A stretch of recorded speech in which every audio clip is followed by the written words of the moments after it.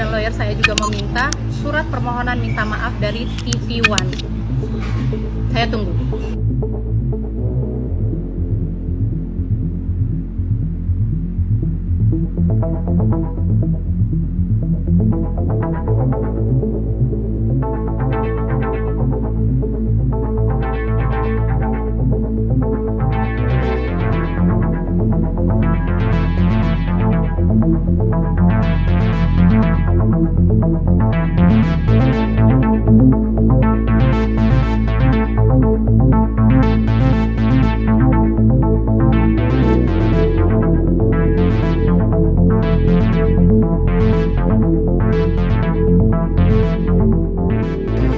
Kecewa banget ya sama TV One ya.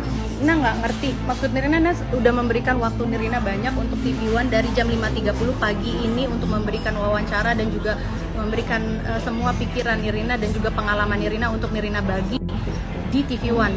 Tapi apa yang terjadi pas lagi Nirina dari pagi loh, Nirina dari jam 5.30 sampai detik ini Nirina belum selesai melakukan wawancara.